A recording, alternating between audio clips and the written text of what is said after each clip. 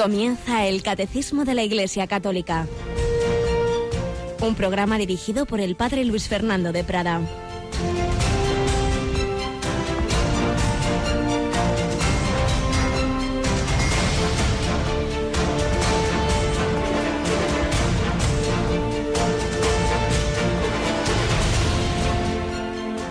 Alabados sean Jesús, María y José. Muy buenos días, muy querida familia de Radio María, que ya comenzabais esta jornada, este 15 de diciembre, ya casi terminando la primera parte del Adviento. Sabéis que el Adviento tiene esta primera parte en que miramos más bien a la segunda venida de Jesús, con esos recuerdos también de los grandes personajes del Antiguo Testamento que anunciaban la venida del Mesías, como Isaías, por supuesto, como Juan Bautista. Y a partir del 17, es decir, de este sábado, ya van a ser los textos que nos hablan de cómo fueron los días inmediatos, los meses inmediatamente anteriores al nacimiento de Cristo, ya para prepararnos a la celebración, a revivir litúrgicamente lo que fue el nacimiento de Jesús en Belén. Pero hoy seguimos oyendo a Jesús hablar de su primo Juan el Bautista. Qué bonito cómo alaba Jesús a su primo cuando le dice a las gentes: ¿qué salisteis a ver en el desierto? ¿Una caña sacudida por el viento? ¿O qué salisteis a ver? ¿Un hombre vestido con lujo? Los que visten fastuosamente y viven entre placeres están en los palacios.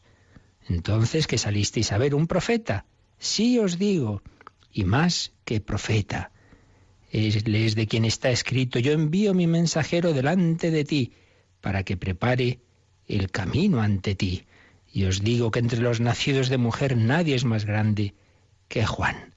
Así hablaba Jesús de su primo Juan, aunque añadía que el más pequeño en el reino de Dios es más grande que él, porque íbamos a entrar en una etapa, la etapa ya definitiva, inaugurada en la nueva alianza, en la sangre de Cristo.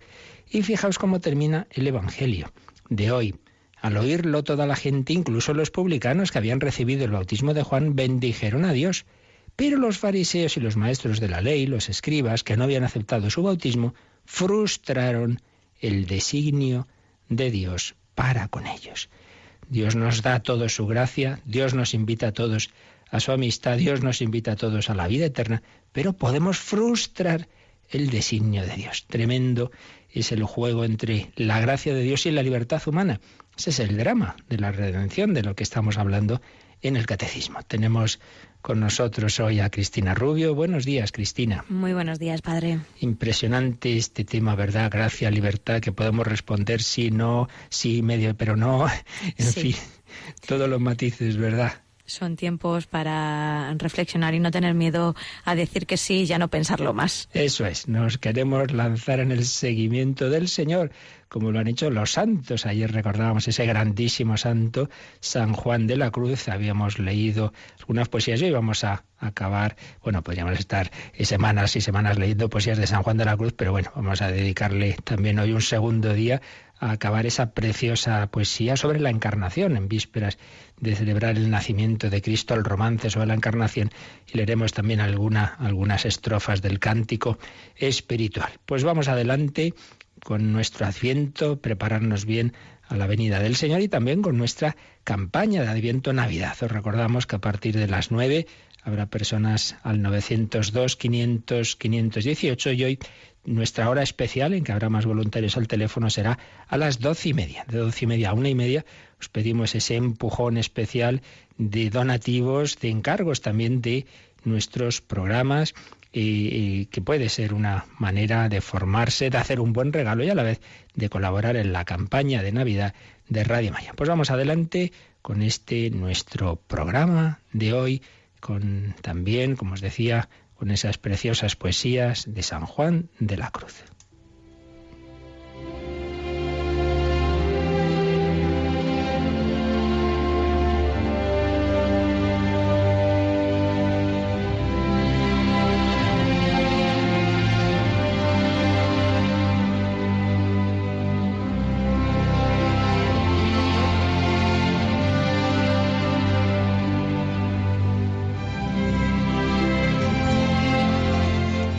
Nos habíamos quedado ayer en el final del romance sobre el capítulo primero de San Juan, el prólogo de San Juan, la encarnación. Retomamos donde lo dejábamos en el anuncio del ángel a María. Entonces llamó un arcángel que San Gabriel se decía y enviólo a una doncella que se llamaba María, de cuyo consentimiento el misterio se hacía, en la cual la Trinidad de carne al Verbo vestía, y aunque tres hacen la obra, en el uno se hacía, y quedó el Verbo encarnado en el vientre de María. Y el que tenía solo padre, ya también madre tenía, aunque no como cualquiera que de varón concebía, que de las entrañas de ella él su carne recibía, por lo cual Hijo de Dios y del hombre se decía. Y la última estrofa nos habla ya del nacimiento de Jesús en Belén. Y dice así: ya que era llegado el tiempo en que de nacer había, así como desposado de su tálamo salía, abrazado con su esposa, que en sus brazos la traía, al cual la graciosa madre en un pesebre ponía, entre unos animales que a la sazón allí había. Los hombres decían cantares, los ángeles melodía, festejando el desposorio que entre tales dos había. Pero Dios en el pesebre allí lloraba y gemía, que eran joyas que la esposa al desposorio traía, y la madre estaba en pasmo de que tal trueque veía, el llanto del hombre en Dios y en el hombre la alegría, lo cual del uno y del otro tan ajeno ser solía. Pues así preciosamente nos ha descrito San Juan de la Cruz el nacimiento de Cristo. ¿Sabéis qué pasa a los místicos? El misterio de Dios nos supera por todos lados y les es más fácil expresarlo con el arte, con la música, con la pintura o con la poesía o con símbolos. Son como caminos que más aptos para aquello que nos supera, que supera un mero razonamiento lógico. Pero aquí está toda una teología detrás de cada frase que hemos ido recordando. Pues el gran teólogo Juan de la Cruz, que sabía muy bien qué es esto del desposorio. Dios se ha desposado con la humanidad, Dios ha asumido esa humanidad y por eso nos llama a nosotros la esposa, la humanidad es la esposa y esa humanidad representada en María, de ella ha tomado su carne. Pero ese tema del desposorio está sobre todo en la grandísima poesía del cántico espiritual, que quizá podemos pensar, y así hay grandes críticos que lo ven, que quizá es la cima de la poesía castellana. Es larga, solo vamos a leer algunas de las estrofas, pero realmente es maravillosa. Está un diálogo entre la esposa, el alma, y el esposo. El alma que ha tenido un trato con el Señor y parece como que el Señor se le ha ido, se ha escapado. ¿Dónde estás? Y en ese juego, en ese diálogo amoroso entre esposa y esposo, aparecen estas palabras de la esposa. ¿A dónde te escondiste, amado, y me dejaste con gemido? Como el ciervo huiste, habiéndome herido. Salí tras de ti clamando, y eras ido. Pastores los que fuerdes, allá por las majadas al otero, si por ventura vierdes aquel que yo más quiero, decidle que adolezco, peno y muero.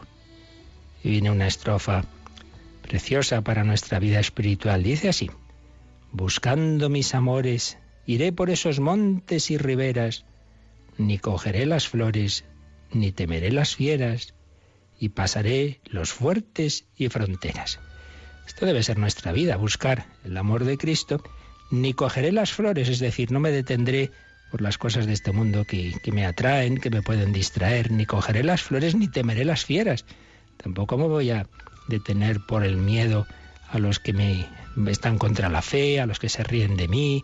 Ni cogeré las flores, ni temeré las fieras, y pasaré los fuertes y fronteras.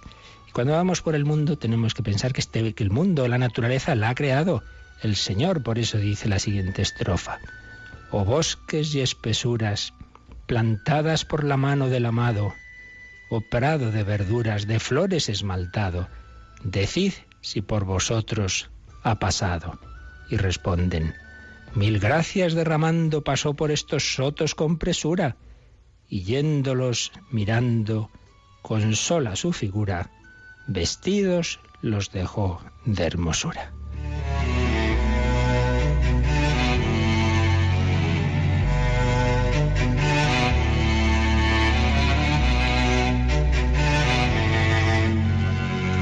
Y más adelante, 2 estrofas realmente maravillosas, en que vemos a dónde llega es la poesía sublime de Juan de la Cruz.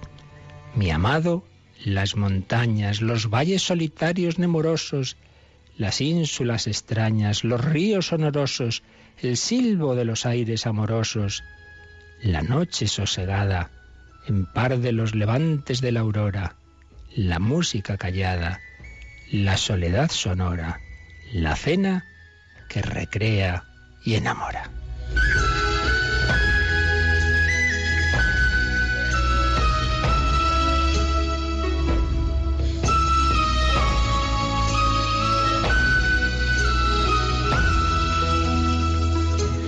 Y en el final ya la esposa se encuentra al esposo, se encuentra al amado. Nosotros buscamos también al amado, al Señor, a Jesucristo, que será ese encuentro, que será la vida eterna, el cielo. Pues así dice la esposa: gocémonos, amado, y vámonos a ver en tu hermosura al monte y al collado, do mana el agua pura. Entremos más adentro en la espesura, y luego a las subidas, cavernas de la piedra nos iremos, que están bien escondidas, y allí nos entraremos, y el mosto de granadas gustaremos. Allí me mostrarías aquello que mi alma pretendía, y luego me darías allí tú, vida mía, aquello que me diste el otro día, el aspirar del aire, el canto de la dulce Filomena, el soto y su donaire en la noche serena, con llama que consume y no da pena.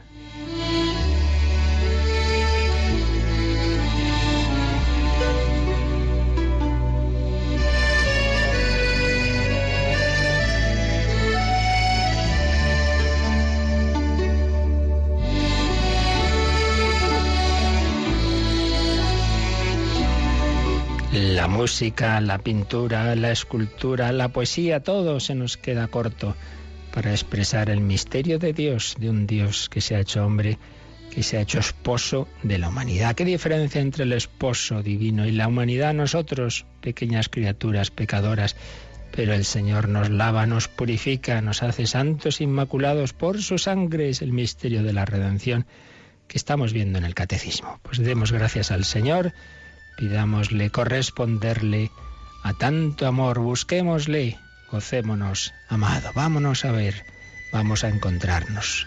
Ni cogeré las flores, ni temeré las fieras.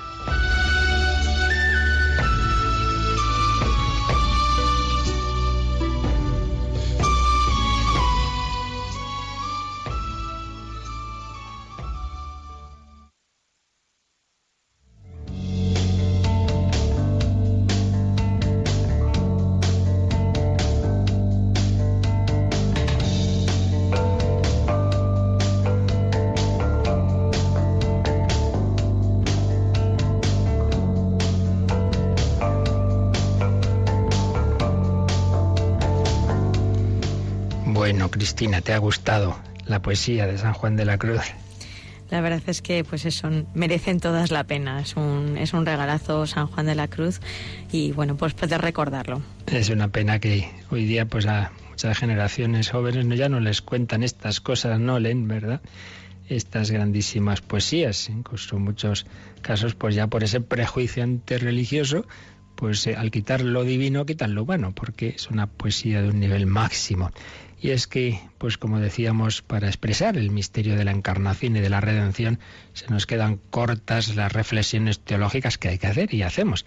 Pero muchas veces, pues es el arte el que intuye, se acerca más a ese misterio, un misterio de la redención realmente tremendo, cómo Dios en su amor infinito se ha desposado con la humanidad, se ha hecho hombre, pero no solo eso, sino que ha asumido la parte más dura de nuestra humanidad, el pecado, no cometiéndolo evidentemente, pero sí cargando con sus consecuencias, con el dolor, con la angustia, con la muerte. Bueno, y es lo que estábamos viendo en el número 609, cómo Jesús acepta libremente el amor redentor del Padre. Yo os decía que este número es clave porque aquí vemos algo que la tradición de la Iglesia pues fue también profundizando. Y es que la redención no es simplemente que Dios nos ha perdonado, ha hecho una amnistía general, sino que el camino ha sido que un hombre, un miembro de nuestra humanidad, esta humanidad que había pecado, que se había separado de Dios, esta humanidad que en Adán pues había cometido ese pecado que todos compartimos y que luego incrementamos con el río de pecados de la historia y con nuestros pecados personales, pues precisamente un miembro de esta humanidad iba como hombre, como representante de todos, iba a reparar lo que habíamos hecho mal todos y desde el primer hombre iba a repararlo con obras que iban a compensar sobreabundantemente. No simplemente es que, bueno, pues lo que ha pasado no me olvido de ello, sino que se realizan obras que reparan y compensan las anteriores. La redención es la obra de una voluntad humana, de un corazón humano que libremente va a amar al Padre y a los hombres de una manera que, como digo, va a compensar lo anterior. Pero ¿cómo puede un hombre compensar los pecados de todos los demás hombres, de toda la historia? Bueno, pues porque ese hombre que lo es también Dios. Entonces esos actos suyos tienen un valor infinito. Una reflexión que hace ya 10 siglos pues hacía San Anselmo en su obra Cur Deus Homo, porque Dios se hizo hombre, pero que tenemos que darnos cuenta de una cosa que ayer os comentaba, no es simplemente digamos un aspecto así como frío, bueno, pues el hombre Cristo Jesús ofrece su vida, entonces al morir por nosotros, pues ya como es Dios y es hombre, pues ha reparado, digamos en un plan jurídico, ha compensado. No, es mucho más. Es que realmente esa obra de la redención es fruto de un amor humano.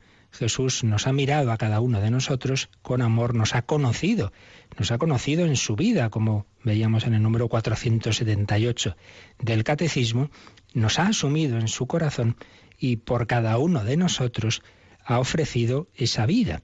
Entonces hemos sido redimidos no simplemente por una obra, por un acto, por una entrega, sino por un amor personal a cada uno de nosotros. Nos ha amado personalmente. Por eso es tan importante la reflexión que la Iglesia fue haciendo sobre la psicología de Cristo. Jesús tiene una naturaleza humana verdadera y en ella hay una voluntad humana distinta de la divina, distinta pero absolutamente unida, por supuesto, en plena armonía, porque esa alma humana de Cristo está llena de la gracia del Espíritu Santo y está sujeta totalmente a la voluntad divina que él mismo tiene como Dios en común con el Padre y el Espíritu Santo. Pero que eso no quita, repito, que sea una auténtica psicología humana libre y en esa libertad se ofrece por nosotros. Y es lo que nos decía el 609, que empezábamos a comentar, pero vamos a volverlo a leer para profundizar un poco más en él. Cristina, 609. Jesús, al aceptar en su corazón humano el amor del Padre hacia los hombres, los amó hasta el extremo, porque nadie tiene mayor amor que el que da su vida por sus amigos. Tanto en el sufrimiento como en la muerte, su humanidad se hizo el instrumento libre y perfecto de su amor divino, que quiere la salvación de los hombres. En efecto, aceptó libremente su pasión y su muerte por amor a su Padre y a los hombres, que el Padre quiere salvar. Nadie me quita la vida, yo la doy voluntariamente. De aquí la soberana libertad del Hijo de Dios, cuando Él mismo se encamina hacia la muerte. Pues un número riquísimo. Jesús, al aceptar en su corazón humano el amor del Padre hacia los hombres, los amó hasta el extremo. Hemos sido amados hasta el extremo porque, como el propio Jesús dijo y recoge el Catecismo en Juan 15:13, nadie tiene mayor amor que el que da la vida por sus amigos. Su humanidad, la humanidad de Jesús, se hizo el instrumento libre y perfecto de su amor divino. Nos ha redimido no simplemente Dios, sino ese hombre, esa humanidad de Jesús. pero que es un instrumento libre y perfecto de un amor divino, de su naturaleza divina. Pero ese amor divino nos lo expresa humanamente, en ese corazón humano con el que nos ha conocido y amado a todos en particular. Me amó y se entregó a la muerte por mí, dirá San Pablo. En efecto, aceptó libremente su pasión y su muerte por amor al Padre y a los hombres que el Padre quiere salvar. Aceptó libremente su pasión. Por eso, como hemos repetido en varias ocasiones en estas últimas catequesis, la muerte de Jesús no es que sea un accidente que ocurre, claro, porque como predicaba cosas que le generaban enemigos, pues al final llegan, le detienen y mira qué pena que no pudo seguir su obra. No. Si no es que no pudiera seguir su obra, es que su obra iba a eso, iba a dar la vida. Y lo hacía libremente. Y eso nos lo recuerda el Catecismo con algunas citas. Una que nos ha puesto aquí directamente en el texto: nadie me quita la vida, yo la doy voluntariamente, que está en Juan 10, 18. Pero luego nos pone un par de citas que no pone el texto, sino que las leemos ahora nosotros, que son Juan 18, del 4 al 6, que es cuando llegan a detener a Jesús, y entonces pues dice el Señor: sabiendo Jesús todo lo que le iba a sobrevenir, se adelantó y les dijo: ¿a quién buscáis? Le respondieron: a Jesús de Nazaret. Díceles él: soy yo. Jesús no huye, Jesús se ofrece, Jesús se adelanta: soy yo. No sale corriendo del huerto. Y Mateo 26, 53, cuando el bueno de Pedro, que es el hombre de los altibajos, que tan pronto le da el subidón y se pone valiente como le entra el miedo, y ante una criada se echa a temblar y a negar al Señor, pues aquí le da el momento violento y saca la espada y empieza ya a lanzar mandobles, y Jesús dice: quita, guarda esa espada, ¿qué es eso? Y entonces dice: ¿es que no crees tú que yo no podría acudir a mi Padre, que inmediatamente me enviaría más de 12 legiones de ángeles? Pero ¿cómo se cumplirían entonces las Escrituras de que así tiene que suceder? Claro que podría yo evitar esto. Claro que ahora mismo le puedo decir a mi Padre: venga, se ha terminado, que vengan los ángeles y les corten el cuello a todos estos. Pero no quiero, porque queremos hacer ese plan que eternamente tenemos dispuesto de ofrecer mi vida por nosotros. Por tanto, entrega libre. Bueno, pero ya a propósito de esto, ayer os indicaba que vamos a intentar meternos un poquito, con la gracia de Dios, en un tema realmente complejo. Sin duda, a todos nos ha surgido con frecuencia la cuestión, en primer lugar, de si hacía falta tanto. Sí, hombre, para redimirnos tanto dolor, una pasión tan dura. ¿Por qué todo esto? Es que aquí no podemos olvidarnos, tenemos que partir de algo que el mundo de hoy tiene absolutamente olvidado, y es la gravedad del pecado. Como nos tomamos el pecado como quien se bebe un vasito de agua y bueno, que uno echa una cana al aire y tal, y no nos damos cuenta de que el pecado es ofensa a un Dios infinito, a un Dios de amor infinito, y la ofensa a ese Dios infinito pues tiene una gravedad en cierto modo infinita. Lo que nos parece una pequeña tontería, un fallo, un despiste, pues realmente tiene una gravedad pues de ese orden infinito que es capaz de generar auténticas catástrofes. Cuando San Ignacio de Loyola pues nos pone esas meditaciones en ejercicios espirituales para que nos demos cuenta de lo que es el pecado, tiene esa primera meditación de los 3 pecados, ¿no?, que hace esta reflexión. ¿Qué será el pecado si, siendo un Dios tan bueno y tan amoroso que nos ha dado a su Hijo, y sin embargo pues vemos esas consecuencias? Ese primer pecado de la historia, el pecado, mejor dicho, el primer pecado antes de la historia humana es la historia de los ángeles. El primer pecado de los ángeles, aquellos ángeles que Dios había creado a todos ellos buenos, en su amistad, en su gracia, pero libres, y les invita a su amistad, y parte de los ángeles, no sabemos cuántos, pero ciertamente pues fueron muchos los que rechazan esa amistad y se convierten de ángeles en demonios. ¿Qué será el pecado? Que es capaz de convertir esas criaturas angélicas tan perfectas, tan extraordinarias, de ángeles en demonio para siempre. El demonio ya no cambia, es el espíritu puro ha tomado esa decisión de intentar de ser feliz sin Dios, de prescindir de él, de la soberbia, de la autosuficiencia, se convierten en demonios para siempre. ¿Qué será el pecado? Segundo, el pecado primero de la historia humana. Pecado original, pues lo mismo. El hombre y la mujer creados por Dios en su amistad, con esos regalos que Dios le hace, de que pasarían a la vida eterna sin un trauma, del trauma de la muerte, sin esa angustia del dolor asociado a ella, etcétera. Y sin embargo, pues por ese primer pecado, todo eso se frustra y entra el pecado, la muerte en la historia. ¿Qué será el pecado? Que tiene ese poder destructivo, que luego nos empuja, nos sentimos empujados, intentamos hacer el bien y no podemos, nos arrastra la fuerza del pecado. ¿Qué poder tan grande tiene?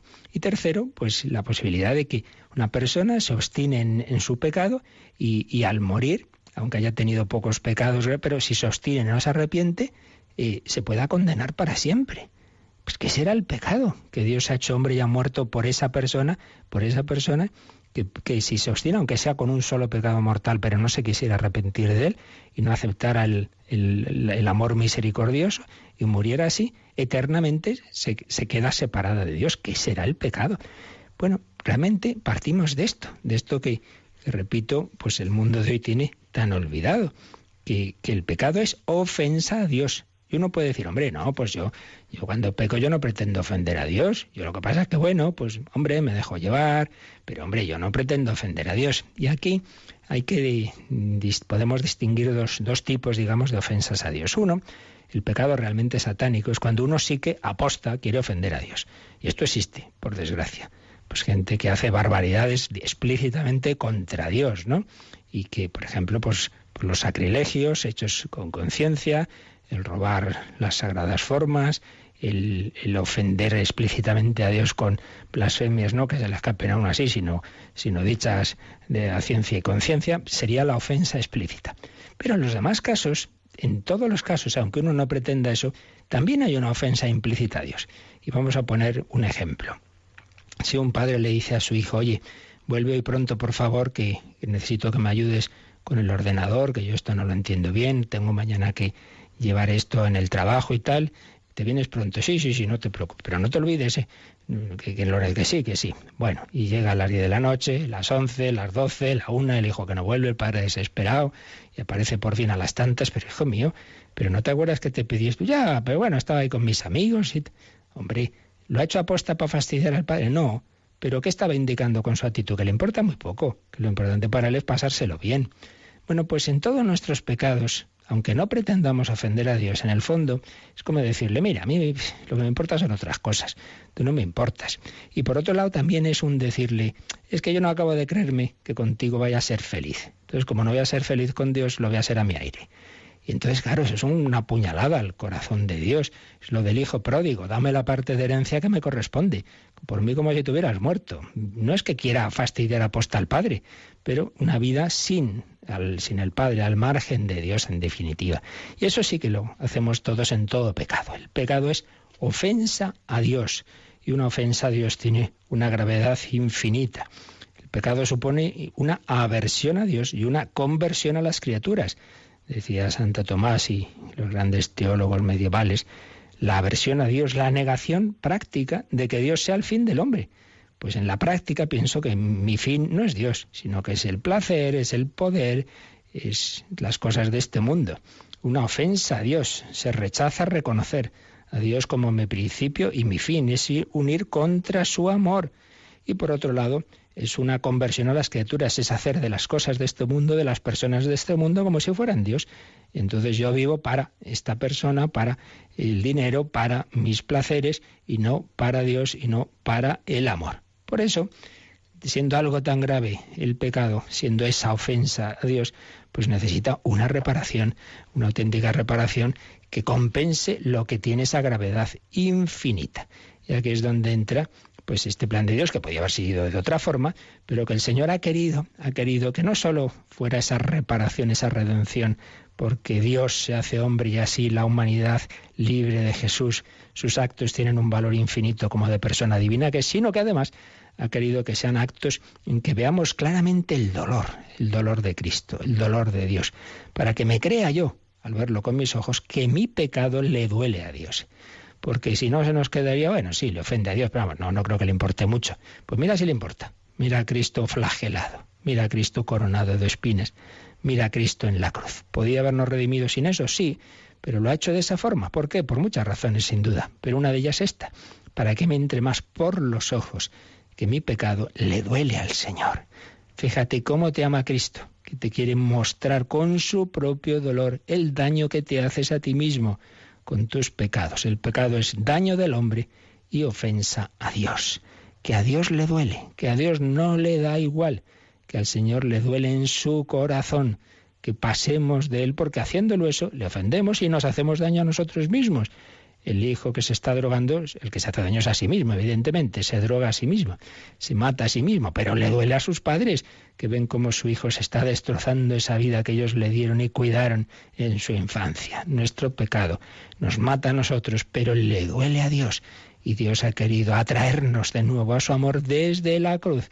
Vamos a darle gracias, vamos a contemplar ese amor extremo, ese amor loco, ese amor de pasión de Cristo que le ha llevado al pesebre y le ha llevado a la cruz. Nace en un pesebre en la calle, muere en una cruz y todo por amor a ti y a mí. Le damos gracias al Señor y le pedimos corresponder a tanto amor.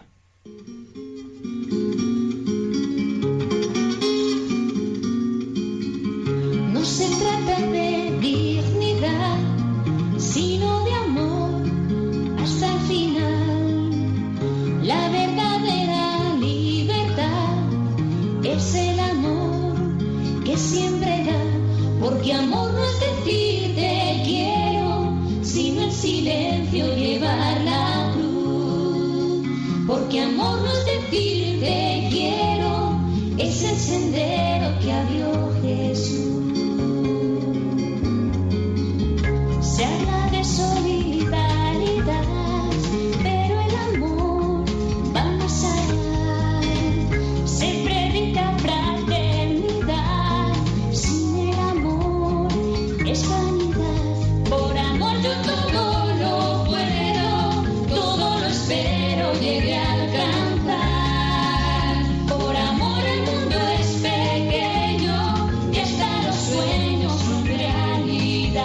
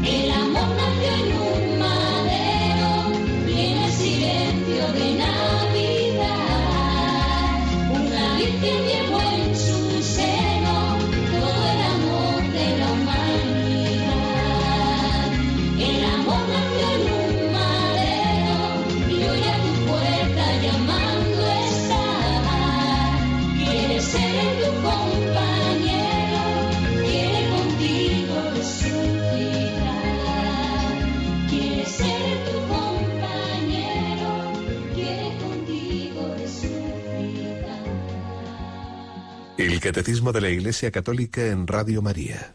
El amor nació y murió en un madero, pero resucitó, quiere contigo resucitar y hoy a tu puerta llamando está.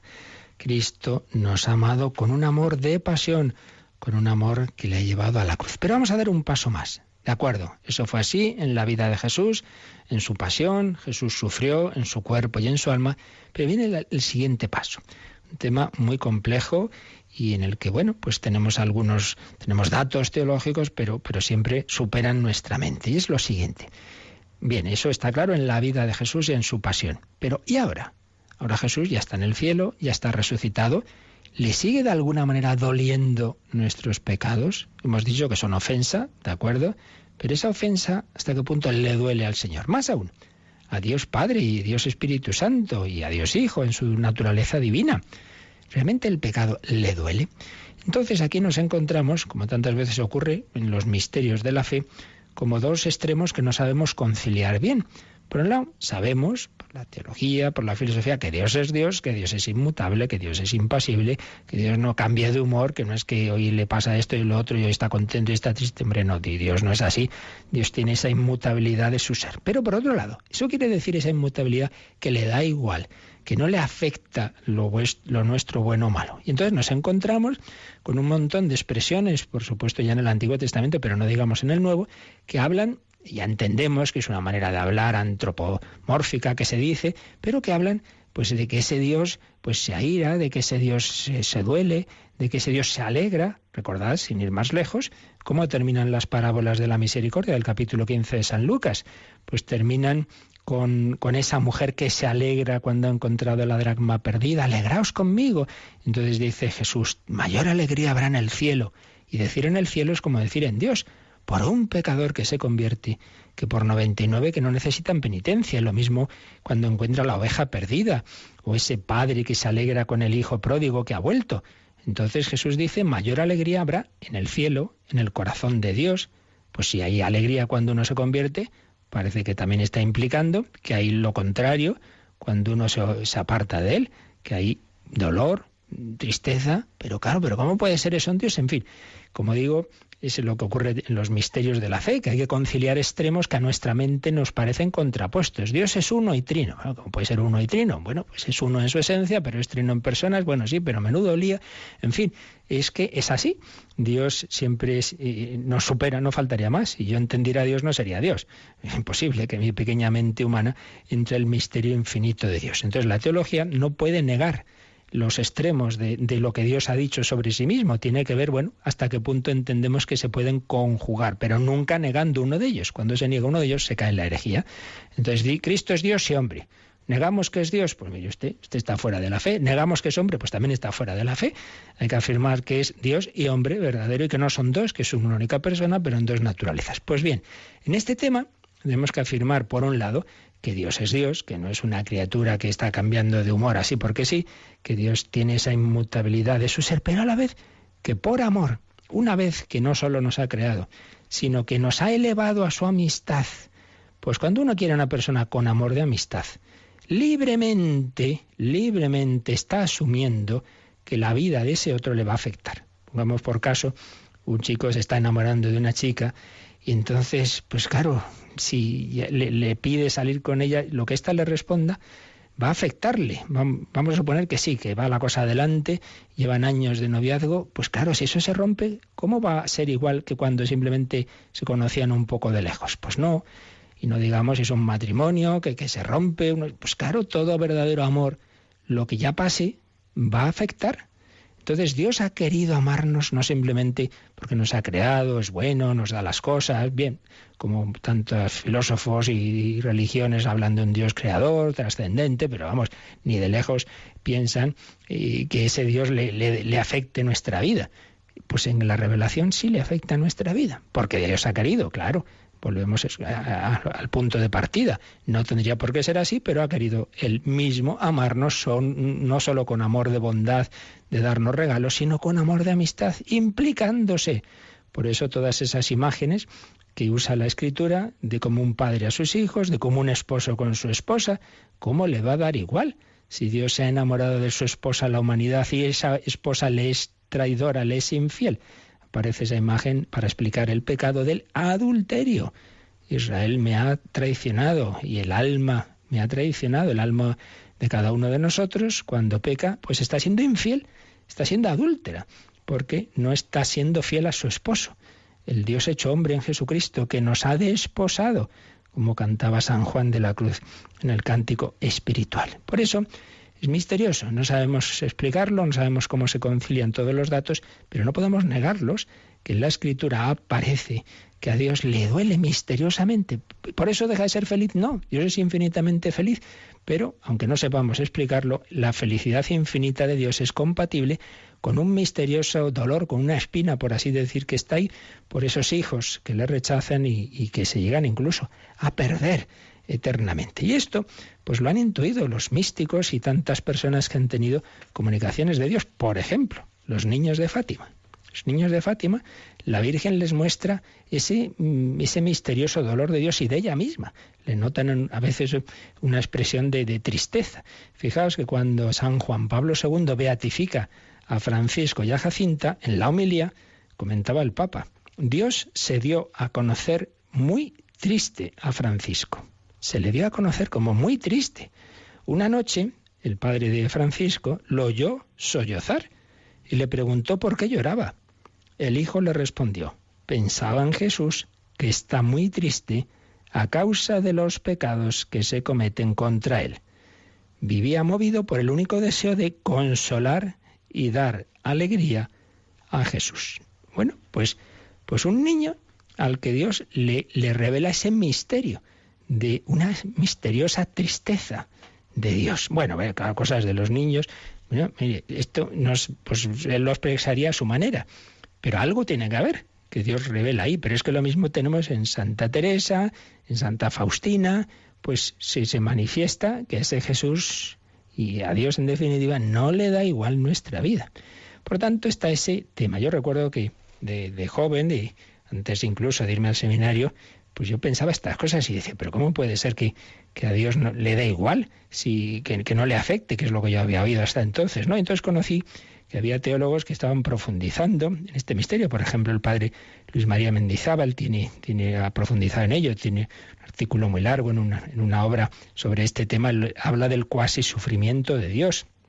Y otros muchos autores. Y poco a poco este tema se fue extendiendo más y ha aparecido, incluso llegó a la Comisión Teológica Internacional y llegó a una encíclica del Papa Juan Pablo II, Dominum et Vivificante.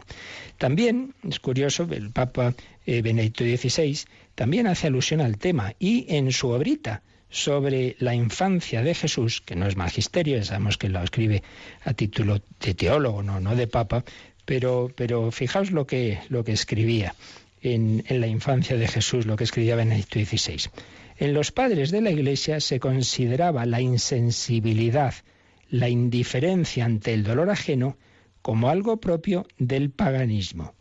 La fe cristiana opone a esto el Dios que sufre con los hombres y así nos atrae a la compasión. Por tanto, el tema está en que cuando se decía, hombre, no puede ser que Dios sufra porque eso es una imperfección, eso es lo propio de nosotros, que somos criaturas volubles. No, es que es un tipo de sufrimiento no por imperfección, sino al revés, por perfección, precisamente por amor. Cuando uno ama a otro, en el amor entra que te afecte su vida, que te afecte su respuesta. Que en el caso de Dios es porque Él ha querido libremente dejarse afectar, no tendría por qué. Por ahí podemos ir viendo un poco cómo se concilia esa inmutabilidad de por sí en Dios con el hecho de que Él libremente haya querido dejar que le afecte nuestra vida. Es una perfección que compadezcamos con otro. No es una perfección el que a mí me dé igual lo que le pase a otro. Y esto fue tratado por un documento de la Comisión Teológica Internacional, en la que se reúnen los mejores teólogos de cada época, el documento de Teología, Cristología, Antropología, allá por los años 80, a ver si tengo aquí el dato, sí, de 1981, entonces en un apartado que se titula El aspecto trinitario de la cruz de Jesucristo o el problema del dolor de Dios. Entonces, ahí decía este documento, en nuestros tiempos las aspiraciones de los hombres buscan una divinidad que ciertamente sea omnipotente, pero que no parezca indiferente, más aún que esté como conmovida misericordiosamente por las desgracias de los hombres, y en este sentido compadezca con sus miserias. La piedad cristiana siempre rehusó la idea de una divinidad a la que de ningún modo llegaran las vicisitudes de la criatura. Incluso era propensa a conceder que como la compasión es una perfección nobilísima entre los hombres, también existe en Dios, de modo eminente y sin imperfección alguna, la misma compasión, y que ello es conciliable con su felicidad eterna. ¿Ves? Tenemos que afirmar esto, que por un lado Dios es infinitamente feliz, pero que eso es conciliable con la compasión, con el hecho de que no le es indiferente nuestra vida. Y añadía esta comisión teológica: los santos padres llamaron a esta misericordia perfecta pasión de amor, de un amor que en la pasión de Jesucristo llevó a cumplimiento y venció los sufrimientos. Así pues, los entenderemos mejor o peor, pero podemos y debemos afirmar a la vez que la perfección de Dios no es la de un adolescente que hoy le pasa esto y mañana lo otro y que cambia de humor. No. Dios es siempre infinitamente feliz y tiene esa inmutabilidad de su ser, pero que eso es conciliable con el hecho de que nos ama a cada uno y de alguna manera le afecta en nuestra vida y le duele cuando nuestra vida es de hacernos daño a nosotros mismos y de ofenderle a Él. Y como os decía, esto llega ya a un texto del magisterio de la Iglesia, magisterio ordinario, ciertamente, no de una categoría suprema, pero siempre algo a lo que atender en nuestro espíritu de fe, que fue la encíclica sobre el Espíritu Santo de San Juan Pablo II, Dominum et Vivificantem. En el número 39 decía el Papa Juan Pablo II: la Iglesia, inspirándose en la revelación, cree y profesa que el pecado es una ofensa a Dios. ¿Qué corresponde a esta ofensa? A este rechazo del Espíritu que es amor y don en la intimidad inescrutable del Padre, del Verbo y del Espíritu Santo. La concepción de Dios como ser necesariamente perfectísimo excluye ciertamente de Dios todo dolor derivado de limitaciones o heridas. Pero en las profundidades de Dios se da un amor de Padre que ante el pecado del hombre, según el lenguaje bíblico, reacciona hasta el punto de exclamar: estoy arrepentido de haber hecho al hombre. Esto aparece en el libro del Génesis. Y seguía diciendo Juan Pablo II: a menudo el libro sagrado nos habla de un Padre que siente compasión por el hombre, como compartiendo su dolor.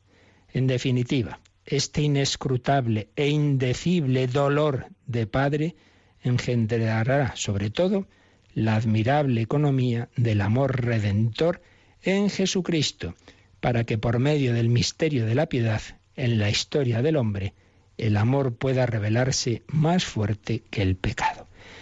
Pues un texto interesantísimo y muy importante para todo esto, porque, como digo, que yo sepa, es el único texto del magisterio de la Iglesia en que claramente aborda este tema del dolor de Dios. Dominum et Vivificantem 39. Por un lado, tenemos que excluir de Dios el dolor que sea consecuencia de limitaciones o heridas.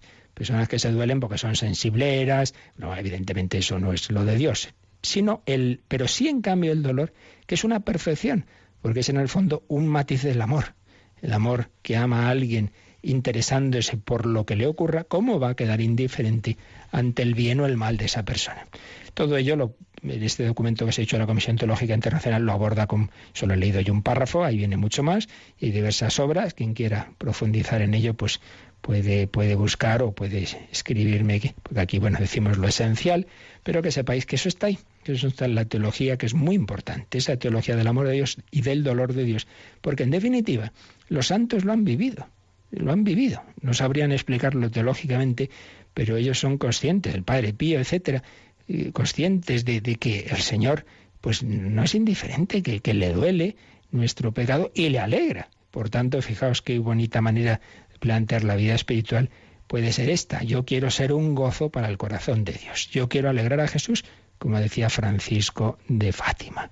Yo quiero dar alegrías a Jesús por los disgustos que le damos. Pues bien, esto es algo de lo que tenemos de trasfondo en estos números que estamos viendo del Catecismo sobre la redención. El Hijo de Dios hecho hombre, ese niño que empieza a llorar en Belén y que grita en la cruz, no es indiferente. Él lo tiene todo, pero ha querido atraernos a su amor, nos ha amado y nos ama, nos sigue amando con ese amor loco al que no es indiferente nuestra respuesta. Como dice luego en otro sitio el Catecismo, Dios tiene sed de que el hombre tenga sed de él. Muy bien, pues ya seguiremos con todo este misterio de la redención, pero dejamos estos últimos minutos para nuestra reflexión y también para vuestras consultas. Participa en el programa con tus preguntas y dudas. Llama al 91 153 8550. También puedes hacerlo escribiendo al mail catecismo@radiomaria.es. catecismo@radiomaria.es.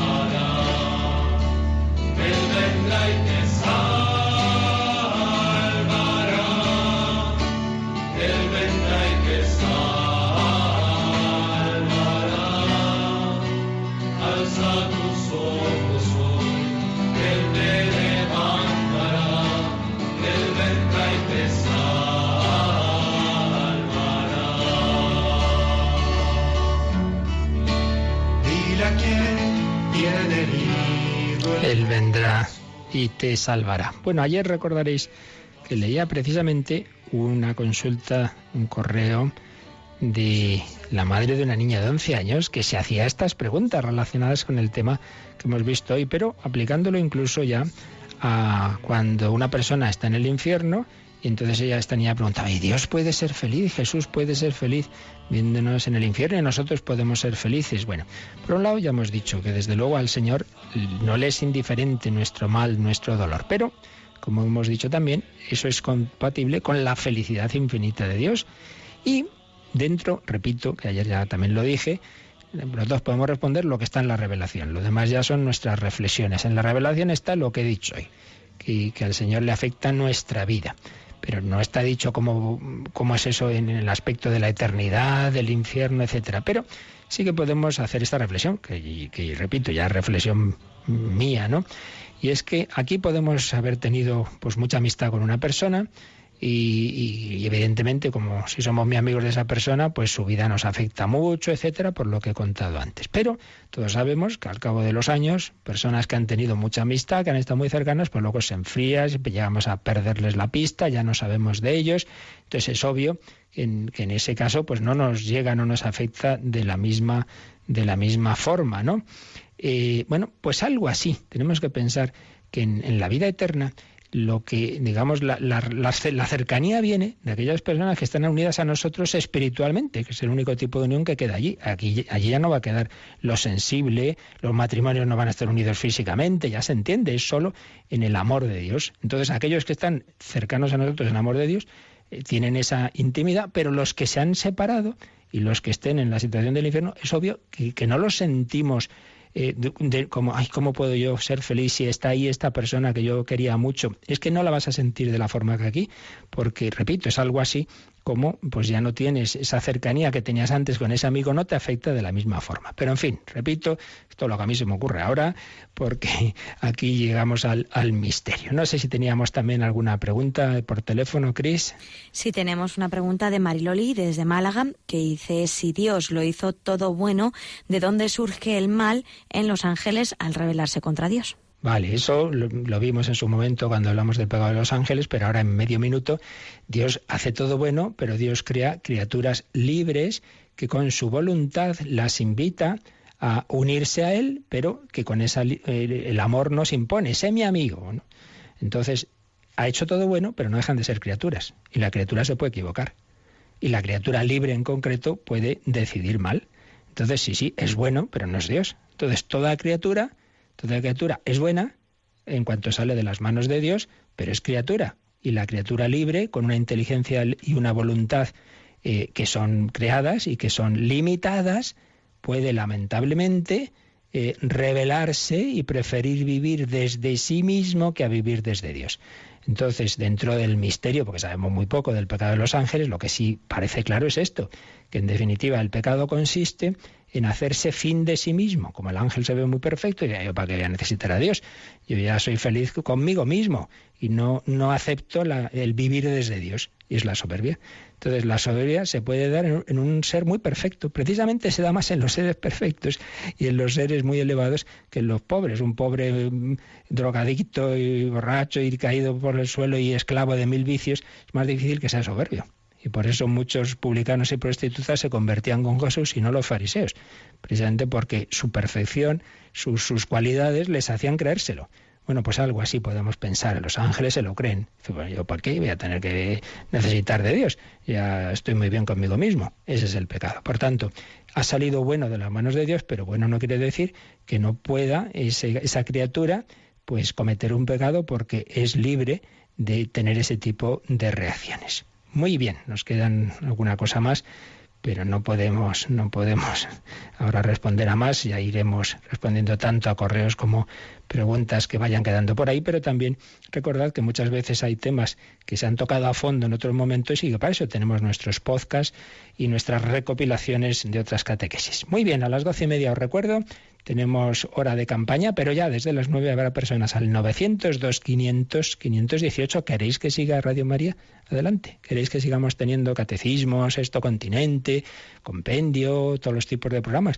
Pues aquí estas cosas nosotros las hacemos voluntariamente con mucho amor, pero los proveedores nos cobran y la luz cuesta y los aparatos mucho, y por eso necesitamos la ayuda de todos. Y para no tener publicidad ni nada por el estilo, esto solo funciona con tus donativos. Ayúdanos para seguir adelante. 902-500-518, una llamadita donde puedes dar tu número de cuenta y ayudarnos a seguir adelante. Pero vamos a pedir al Señor, sobre todo, que nos ayude a seguir adelante en el Adviento. Pedimos su bendición. La bendición de Dios Todopoderoso, Padre, Hijo y Espíritu Santo, descienda sobre vosotros. Alabado sea Jesucristo.